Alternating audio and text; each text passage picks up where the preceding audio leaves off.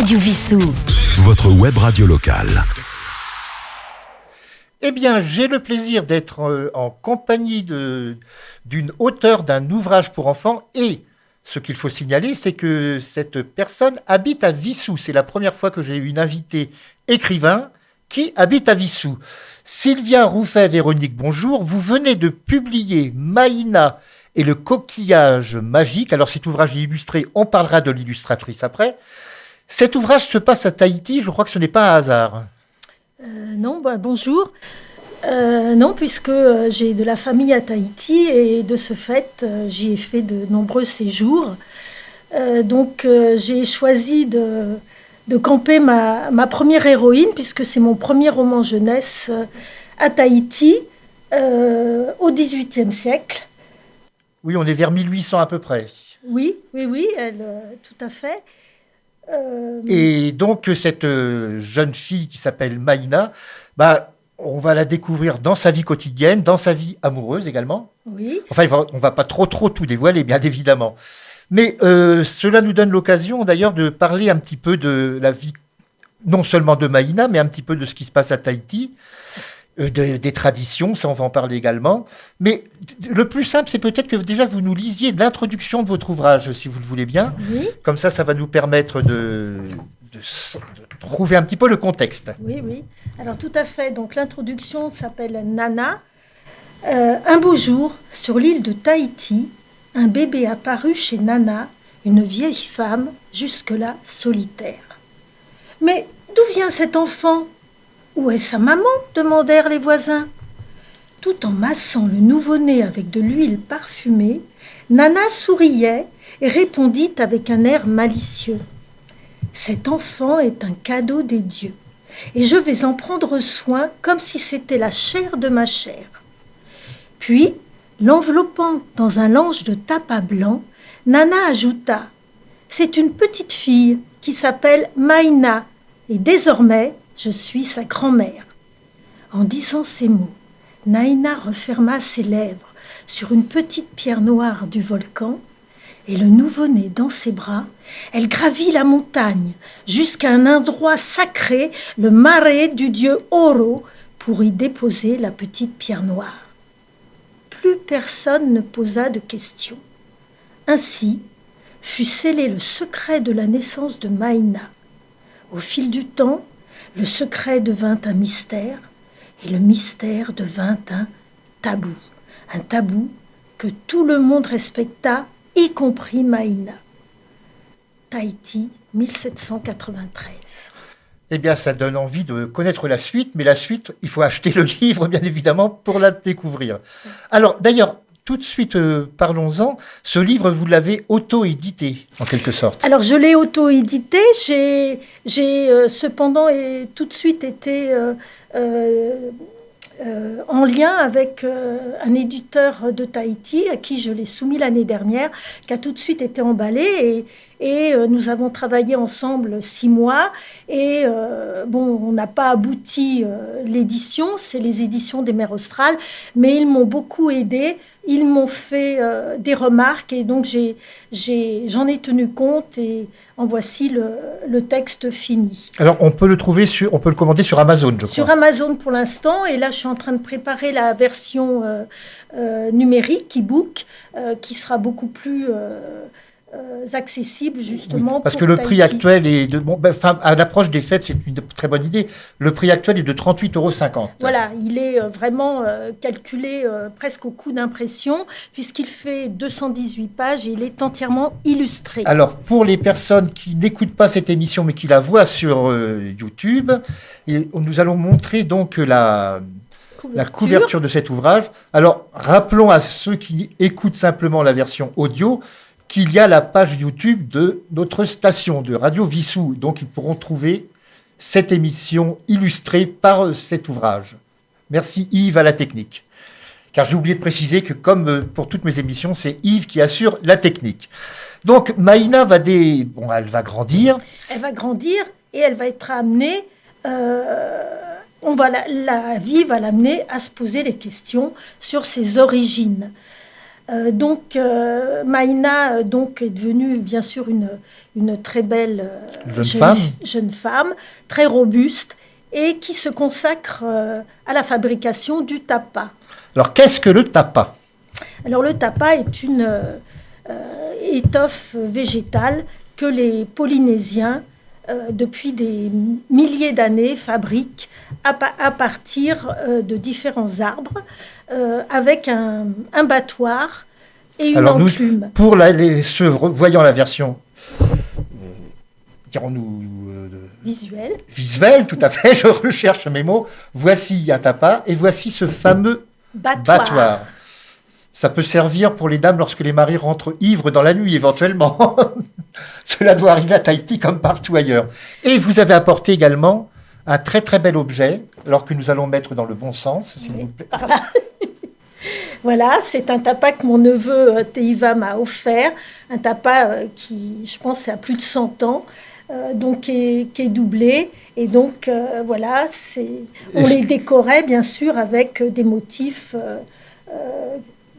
symboliques. Et cela s'accroche au mur comme un tableau ? Voilà, celui-là, oui. Mais bon, le tapa servait dans la vie quotidienne et tous les rituels sacrés. Donc, de pagne, de linge pour les enfants, les bébés, pour les linceuls pour les morts, et bien sûr, pour se vêtir, faire des capes pour les grands prêtres, et dans tous les rituels sacrés, il accompagne la vie. Donc, c'est un produit qui nécessite énormément de travail, puisqu'il faut battre l'écorce pendant des jours et des jours. Et donc, le battoir que j'ai fait faire ici par un menuisier, conformément à un modèle qui est exposé au musée de Tahiti, à 4 faces, avec un rainurage de plus en plus fin sur chacune de ces faces, au fur et à mesure qu'on avance le travail. Donc le tapa était aussi une monnaie d'échange dans toute l'Océanie. Et quand les grands chefs se rencontraient, d'ailleurs quand les Européens sont arrivés, on leur a offert des rouleaux de tapa de 35 mètres. C'est quelque chose de très précieux et de sacré en Polynésie. Revenons à votre personnage, à Maïna. Elle va rencontrer un jeune homme. Alors, Maïna, effectivement, se met souvent dans des bosquets, de la forêt, et elle tape son tapa. Et donc, il y a un bruit caractéristique, le bruit du battage. Et Tahari est un jeune homme qui s'isole aussi dans les bois, qui adore faire la musique. Et un jour, il entend ce martèlement régulier, du coup, ça l'inspire, et il égrène quelques notes de guitare sur sa guitare, et il revient chaque jour, et à chaque fois il entend ce bruit, ce rythme qui lui rappelle un peu le rythme des tambours. Et puis intrigué, il veut savoir d'où vient ce bruit. Il s'approche, et à travers les feuillages, il aperçoit la belle jeune fille assise autour de son enclume, en train de battre le tapa. Et c'est le coup de foudre. Et c'est le coup de foudre. Et donc, il y a une harmonie musicale, et en même temps une harmonie pleine d'affection. L'harmonie des cœurs, voilà. si l'on peut dire. Et de là, c'est un grand bouleversement dans la vie de Maïna. Et ça va changer, effectivement, ça va la sortir un peu de son état dormant d'héroïne, un peu comme la Belle au bois dormant, et elle va être obligée d'affronter tout ce qui se cache derrière sa naissance. Bien. Alors ça, on n'en dit pas trop là-dessus, parce qu'il faut lire l'ouvrage, bien évidemment. Voilà. Donc, le jeune homme va disparaître à un moment. Alors, il y a un autre personnage, bon, on ne va pas trop dire de choses, mais importante, c'est une reine. Alors, c'est une reine. Il y a vraiment eu une reine... Alors, il faut savoir que Tahiti... Il y a eu la reine Pomaré, je crois que c'est à une époque. Oui, mais bon, ce n'est pas de cette reine dont il s'agit là. On peut dire que l'île de Tahiti, il y a une grande Tahiti, une petite Tahiti qui est une presqu'île. Et c'est là où il y a les championnats de surf. Même actuellement, je sais que la maire de Paris est partie à à Chopo, justement, pour voir un peu l'organisation des Jeux Olympiques Oui, 2024. Une partie se déroulera à Tahiti. Notamment les fameuses vagues. Et donc, à l'époque, il y avait une grande surfeuse qui s'appelait exactement Veyatua, mais moi je l'ai appelée Veyata. C'est la liberté du romancier, un peu de transformer.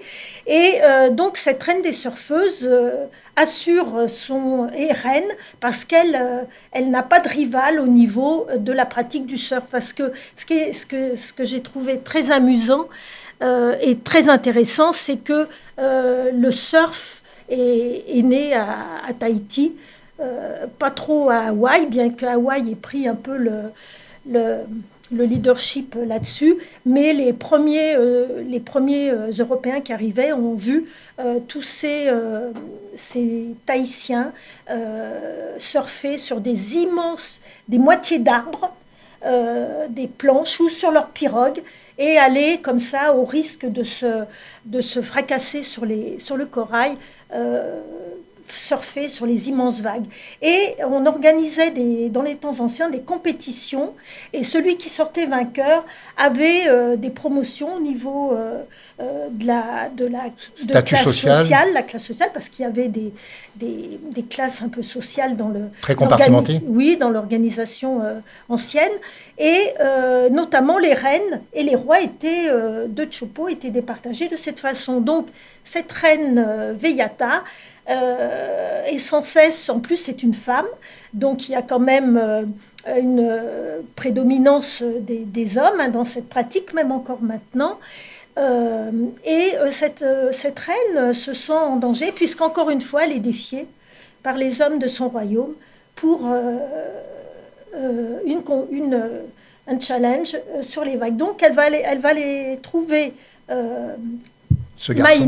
Maïna, pour lui demander un habit en tapa qui lui permette d'être sûre de remporter. Il faut savoir que Maïna, ces tapas sont particuliers. Ils ont le pouvoir de magnifier, sublimer le mana de chaque personne qui les porte. Ils ont un pouvoir magique. Et c'est ce que recherche Veyata. Alors, nous n'allons pas en dire trop maintenant, parce que toute la suite de l'histoire, il faut la découvrir, bien évidemment. Voilà. Alors là, nous allons arriver un petit peu sur cette vie quotidienne que vous retracez dans votre ouvrage. Par exemple, l'importance de la nature et des animaux à Tahiti. Alors tout à fait, les Tahitiens, et encore de plus en plus, sont en symbiose et en grand respect de leur île. D'abord, ils adorent leur île. Tous les animaux, surtout les poissons, tout ça, ce sont leurs amis. Et donc, tout naturellement, les aides que Maïna va rencontrer lorsqu'elle va faire un parcours initiatique vers l'âge adulte en découvrant ses origines, j'ai choisi de la faire aider par des animaux dont les espèces sont protégées à Tahiti. Alors, j'ai été étonné de voir qu'il y avait une anguille avec des oreilles. Oui, l'anguille aux grandes oreilles, c'est pas une invention de votre part. Non, et justement, je l'ai choisi. J'ai dit, oh, c'est super ce nom. Alors, ces grandes oreilles sont en fait ses nageoires qu'elle a tout près de la tête. Alors, l'anguille aux grandes oreilles est une espèce protégée parce qu'avec les barrages hydroélectriques qu'on a construits, bien souvent, les cours d'eau ont été déviés. Et l'anguille, il y a eu beaucoup d'animaux qui ont été un peu dans des rivières asséchées et qui ont péri.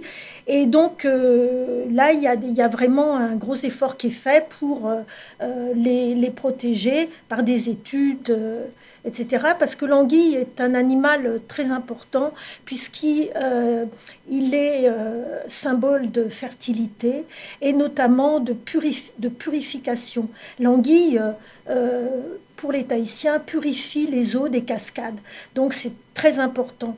Alors il y a aussi un oiseau que l'on découvre. Alors l'oiseau monarque. Alors l'oiseau monarque existe depuis des milliers d'années, voire peut-être des millions, sur Tahiti. Mais il faut savoir que Tahiti, avant que les Polynésiens ancêtres fondateurs l'aient investi, on peut dire que c'était un caillou. Voilà. Et vivaient très peu d'animaux, dont l'oiseau monarque. Comme c'est un tout petit oiseau de 15 cm, il s'est adapté à son milieu, donc il voltait très peu puisqu'il n'avait pas de prédateurs. Bien sûr. Donc, quand les Européens sont arrivés, malheureusement, dans les cargos, il y avait des rats noirs, qui ont décimé ce petit oiseau qui était très confiant, qui s'approchait des gens, tout ça. Il volait, il se posait par terre, donc il s'est fait vraiment décimer. Et les Tahitiens en ont pris conscience, et donc il restait en 98 que 20 spécimens d'oiseaux monarques. C'est un oiseau chanteur, très affectueux, qui va au-devant de l'humain. Et maintenant, on en est, je crois, à une centaine de spécimens. Alors, ils ont mieux fait que les Réunionnais, chez qui le dodo est un oiseau qui a totalement disparu, lui. Ah, oui. Parce qu'il ne volait pas, donc, et paraît-il que sa chair était délicieuse, il n'y en a plus un seul depuis le 19e siècle. Ah. Alors, nous parlions donc de... Alors, il y a aussi une raie manta, vous parlez de la raie manta. Alors, la raie manta, très importante, la raie manta symbolise l'ancêtre. Et il est impensable qu'on chasse une raie manta. La raie manta est respectée, elle est aussi symbole de liberté. Et chaque Tahitien peut se revendiquer un ancêtre, soit une raie manta, soit un requin. Ce sont des animaux sacrés. Et donc, en plus de leur beauté, donc effectivement, la raie manta intervient pour secourir Maïna lorsqu'elle est en grand danger. Nous avons parlé aussi, alors là vous parlez très fréquemment, mais je crois que c'est une décision de votre part, ce n'est pas forcément dans la vie traditionnelle. Il y a sans arrêt la référence aux sages. Presque voilà. Toutes les fins de chaque chapitre, vous parlez des sages. Voilà, c'est comme une petite musique, une petite leçon, un petit message qui conclut ce chapitre. Parce que, effectivement, quand on écrit un roman pour la jeunesse, on a un message à faire passer. Et moi qui ai été enseignante pendant longtemps, c'était aussi mon but. Et pas simplement aux enfants tahitiens, mais aussi aux enfants de la métropole. Mmh. Et donc, les sages, oui, alors c'est comme si j'avais compilé, avant d'écrire ce livre, je me suis imprégnée des contes et légendes, j'ai lu énormément, et j'ai senti qu'il y avait, oui, comme une morale. Voilà, les sages représentent un peu, je dirais, la philosophie que j'ai ressentie moi à la lecture de nombreux ouvrages sur souvent la retranscription de contes oraux, puisque c'est la tradition orale dans ces pays-là, bien évidemment. C'est principal. Bien évidemment. Voilà. Alors, j'ai failli être impardonnable parce que j'allais oublier de vous demander de parler de l'illustratrice qui est très importante pour votre ouvrage, tout de même. Alors, l'illustratrice s'appelle Mélissa Procope. C'est une Tahitienne. Et elle, donc, j'ai décidé quand j'ai écrit mon roman, je me suis dit, le mieux, c'est de trouver une artiste ou un artiste, un tahitien, qui va, par les dessins, faire passer mon message. Donc c'est Mélissa Procope. Alors c'est une artiste autodidacte qui est amoureuse des arts, et c'est la première fois qu'on lui propose, c'est la première fois qu'elle illustre un roman. Et comment je l'ai trouvé ? Je l'ai cherché sur Internet, j'ai visionné tout ce que différents jeunes artistes faisaient, et quand j'ai vu ces tableaux qui étaient empreints d'une telle sensibilité, j'ai dit hop, c'est elle, et je lui ai écrit, et elle a accepté, et nous avons collaboré pendant 1 an. Et donc elle a su vraiment mettre en images, en couleurs, ce que j'avais dans la tête. Alors nous allons bientôt arriver au terme de cette émission. Je présume que vous avez peut-être déjà un autre ouvrage en préparation ? Alors j'attends impatiemment la réaction de tous les lecteurs, parce que... il est disponible depuis combien de temps ? Depuis très peu de temps ? 15 jours. De 15 jours, ah oui. On est donc les premiers à en parler, c'est très bien. Voilà, ouais, exactement. Et oui, je songe là, je suis en train de me documenter pour la suite de mes personnages. Tout à fait. Alors, je rappelle le titre de l'ouvrage, Maïna et le coquillage magique. L'auteur en est Sylvia Rouffet-Véronique, illustration Mélissa Procope. On peut le commander actuellement sur Amazon, sachant que dans quelques temps, il y aura une version plus économique e-book. Mais pour les fêtes, moi je pense que c'est une très très bonne idée de cadeau. Vous avez mis à partir de 12 ans, moi j'aurais plutôt dit 10 ans, mais enfin c'est vous qui jugez. Oui, alors 10 ans un bon lecteur, même plus jeune, le parent... les parents peuvent le lire, l'histoire. Le lire à des enfants de 6 ans, 7 ans. Et c'est vraiment le livre cadeau. Le livre, il est entièrement décoré, des illustrations double page, des frises inspirées des tatouages symboliques de Polynésie. C'est vraiment le livre cadeau d'anniversaire, de Noël. Alors nous allons terminer cette émission en musique comme c'est la tradition. Et j'ai choisi une musique de Tahiti, ce qui était le plus simple. Alors un artiste qui s'appelle, alors je ne sais pas si je prononce bien, Tapuari Logilin. Est-ce que c'est ainsi? Tapuari, oui. Tapuari ou le Tapuari. Un morceau donc que vous allez découvrir. Et je vous donne rendez-vous quant à moi. Alors, je signale que votre livre sera sur le blog de cette émission à l'écoute-des-livres.over-blog.com très très rapidement. Merci à vous d'être venu nous voir ce matin. Merci.